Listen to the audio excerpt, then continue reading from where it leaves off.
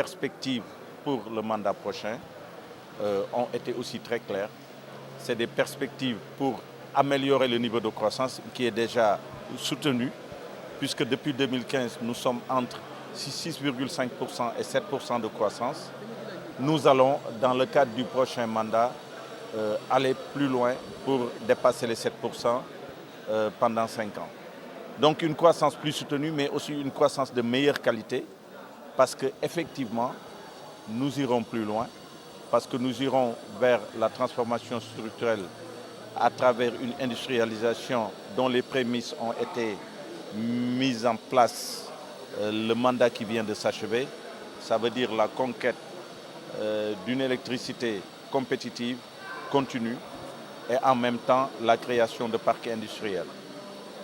C'est aussi de la croissance de qualité, parce que tout simplement nous allons travailler sur le développement des territoires et aussi sur un nouveau focus sur l'emploi, où d'ailleurs le président de la République s'est engagé à fournir 1 million d'emplois le prochain mandat dans la banlieue, et il en sera pareil dans tout le Sénégal, où l'emploi vraiment sera une mission spécifique assignée à l'économie et aux finances, puisqu'il faut que désormais que la réduction de la pauvreté et l'emploi soient des objectifs clairement affichés, ainsi que la transformation structurelle à la gestion et au pilotage de notre économie nationale. Il a été aussi question de l'économie numérique.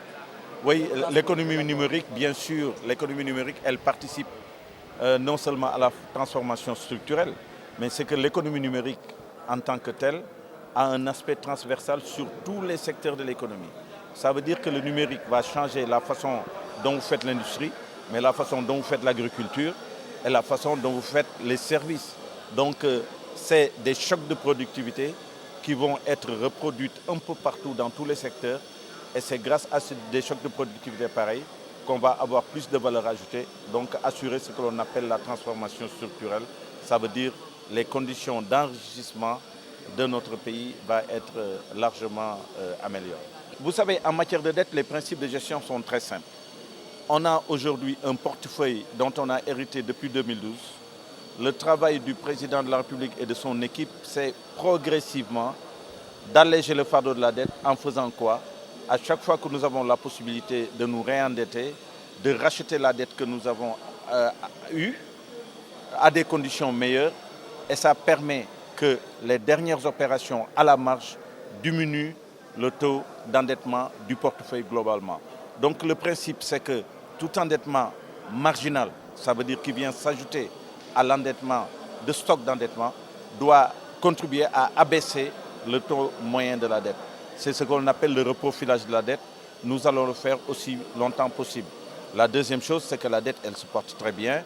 Nous avons emprunté de l'argent à des conditions intéressantes, parce que nous avons gagné 2,5 à peu près.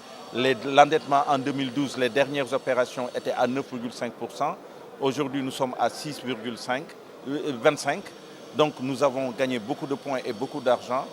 Et cet endettement aujourd'hui, il est mis dans des projets qui sont extrêmement rentables, parce que les projets de mobilité encore sont les projets qui ont les taux de rendement social les plus importants.